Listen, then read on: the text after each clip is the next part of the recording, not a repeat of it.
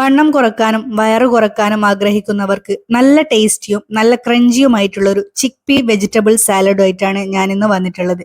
ഇതൊരു high rich protein salad ആണ്. മാത്രവുമല്ല ഇതിൽ ധാരാളം വൈറ്റമിൻസും മിനറൽസും ഫൈബറും അടങ്ങിയിട്ടുണ്ട്. അതുകൊണ്ട് തന്നെ ഒരു നേരം അരിയാഹാരങ്ങളൊക്കെ മാറ്റിവെച്ച് ഈ ഒരു സാലഡ് കഴിക്കുന്നതിലൂടെ വയറും വണ്ണവും കുറയാൻ നമ്മളെ സഹായിക്കും. മാത്രവുമല്ല ഇതിൽ ഞാനൊരു അടിപൊളി സാലഡ് ഡ്രസ്സിംഗ് കൂടി കാണിക്കുന്നുണ്ട്. അപ്പോൾ ഈ ഒരു വീഡിയോ നിങ്ങൾ സ്കിപ്പ് ചെയ്യാതെ മുഴുവനായിട്ട് തന്നെ ഒന്ന് കണ്ടു നോക്കുക.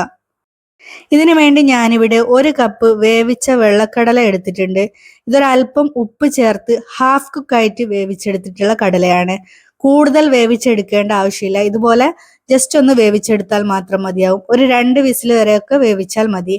അപ്പോൾ ഇതാ ഈ ഒരു കടല നമുക്കൊന്ന് റോസ്റ്റ് ചെയ്തെടുക്കണം. അതിനുവേണ്ടി ഞാനിവിടെ ഇതിലേക്ക് 1/2 മുറി നാരങ്ങാ നീരും ഒരല്പം ഉപ്പ് ചേർത്ത് കൊടുത്തിട്ടുണ്ട്. ഇനി ഇതിലേക്ക് 1 ടീസ്പൂൺ കാശ്മീരി മുളക് പൊടിയും 1/4 ടീസ്പൂൺ മഞ്ഞൾപ്പൊടിയും 1 ടീസ്പൂൺ ചാട്ട് മസാലയും 1/2 ടീസ്പൂൺ ഗരം മസാല പൊടിച്ചതും കൂടി ചേർത്ത് നല്ലവണ്ണം ഒന്ന് മിക്സ് ചെയ്തെടുക്കാം. നമ്മളിത് ഉപ്പ് ചേർത്ത് വേവിച്ചെടുത്തിട്ടുള്ള കടലയാണ്. എങ്കിലും ഈ ഒരു മസാല തേച്ചെടുക്കുന്ന സമയത്ത് ഒരല്പം ഉപ്പ് കൂടി ചേർത്ത് കൊടുക്കുന്നത് നല്ലതാണ്.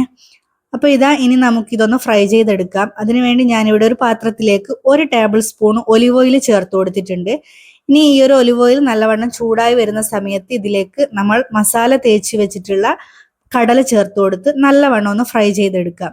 1-2 മിനിറ്റ് ഒന്ന് ഫ്രൈ ചെയ്തെടുത്താൽ മതിയാവും. അപ്പോഴേക്കും നമ്മുടെ ഈ ഒരു കടല നല്ലവണ്ണം റോസ്റ്റ് ആയിട്ട് കിട്ടും.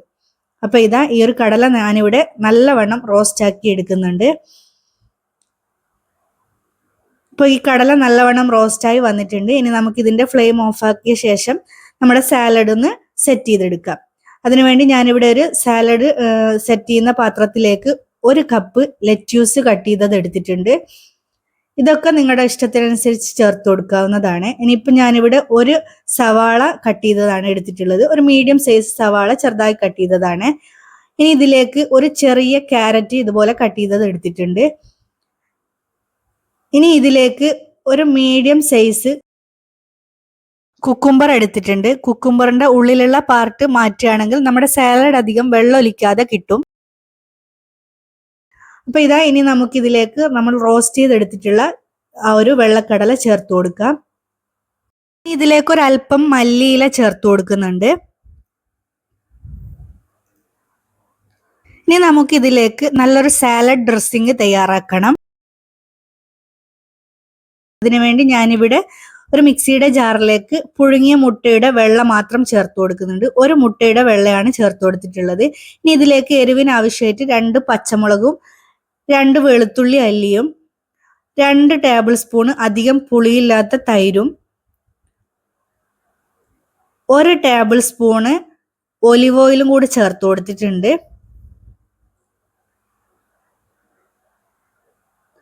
ഈ ഒലിവ് ഓയിലിന് പകരമായിട്ട് സൺഫ്ലവർ ഓയിലും ചേർത്ത് കൊടുക്കാവുന്നതാണ്. ഇനിയിപ്പോൾ ഇതിലേക്ക് 1/2 മുറി ചെറുനാരങ്ങയുടെ നീര് ചേർത്ത് കൊടുത്തിട്ടുണ്ട്. ഇനി ഇതിലേക്ക് ആവശ്യത്തിന് ഉപ്പ് ചേർത്ത് കൊടുക്കാം. അതിൻ്റെ കൂടെ തന്നെ ഇതിലേക്ക് ഒരല്പം മല്ലിയില കൂടി ചേർത്ത് കൊടുക്കുന്നുണ്ട്. മല്ലിയില ചേർത്ത് കൊടുക്കുമ്പോൾ നല്ലൊരു ടേസ്റ്റ് ആയിരിക്കും. അതുകൂടാതെ നമ്മുടെ ഡിപ്പിന് നല്ലൊരു പച്ച കളറും കൂടി കിട്ടും. അപ്പോൾ ഇനി ഇതിലേക്ക് ഒരല്പം വെള്ളം ചേർത്ത് കൊടുക്കുന്നുണ്ട്. 1 ടേബിൾ സ്പൂണോ അല്ലെങ്കിൽ അതിൽ താഴെയോ വെള്ളം ചേർത്ത് കൊടുത്താൽ മതി. അപ്പോൾ ഇത് നല്ലവണ്ണം പേസ്റ്റ് ആക്കി അടിച്ചെടുക്കാം. ഇത് അടിച്ചെടുക്കുന്ന സമയത്ത് എങ്ങാനും ഇത് കുറച്ചൊന്ന് ലൂസായി പോവുകയാണെങ്കിൽ നിങ്ങൾക്ക് നല്ല ക്രീമി ടെക്സ്ചർ കിട്ടണം എന്നുണ്ടെങ്കിൽ ഒരു 3-4 കാഷ്യൂ ചേർത്ത് കൊടുത്താൽ മതി. അപ്പോൾ ഈ ഒരു സാലഡ് ഡ്രസ്സിങ് ഇവിടെ നല്ലവണ്ണം പേസ്റ്റ് ആക്കി അടിച്ചെടുത്തതിന് ശേഷം ഈ ഒരു സാലഡിന്റെ മുകളിലേക്ക് ഒഴിച്ചു കൊടുത്തിട്ടുണ്ട്.